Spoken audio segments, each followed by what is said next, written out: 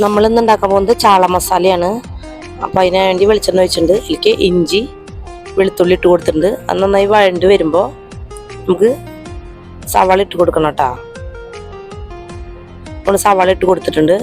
4 സവാളയാണ് നമ്മൾ ഇട്ട് കൊടുത്തേക്കുന്നത്. 1 കിലോ ചാളയാണ് എടുത്തേക്കുന്നത്. അപ്പോൾ അതിലേക്ക് നമ്മൾ 4 സവാള ഇട്ടിട്ടുണ്ട്. വേപ്പിലയും 2-3 പച്ചമുളക് ഇട്ടിട്ടുണ്ട് കീറിയിട്ട്. ഇനി അതൊന്ന് നന്നായി ഇളക്കി കൊടുക്കാം. അതിലേക്ക് നമുക്ക് കുറച്ച് ഉപ്പ് ചേർക്കാം. നന്നായി വാടച്ചേട്ടാ. നമ്മൾ ഇതിലേക്ക് 2 തക്കാളി വലുത് കഷ്ണങ്ങളാക്കി ഇട്ട് കൊടുക്കാം. അത് നന്നായി വാടി വരണം കേട്ടോ. അത് നന്നായി ഒന്ന് വാടട്ടെ. അതിലേക്ക് നമുക്ക് ചാള ഇട്ട് കൊടുക്കാം. അപ്പോൾ 1 കിലോ ചാളയാണ് നമ്മൾ എടുത്തേക്കണത്. അപ്പോൾ ഈ വീഡിയോ ഇഷ്ടപ്പെടുകയാണെങ്കിൽ എല്ലാവരും ഒന്ന് സബ്സ്ക്രൈബ് ചെയ്യണേ, ലൈക്ക് ചെയ്യണം, കമൻറ്റ് ചെയ്യണം കേട്ടോ. അപ്പോൾ നമുക്ക് ചാള ഇട്ട് കൊടുക്കാം. ഇത് കട്ട് ചെയ്ത് കാണിക്കുന്നത്. ഇപ്പോൾ ചാള വെന്തിട്ടുണ്ട്.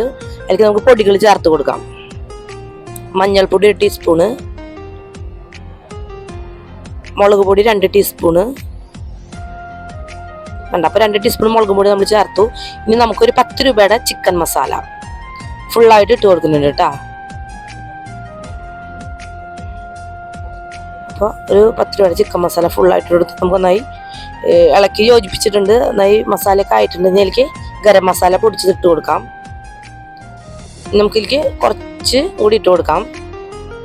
കുറച്ച് പുളിവെള്ളം, ആവശ്യത്തിന് പുളിവെള്ളം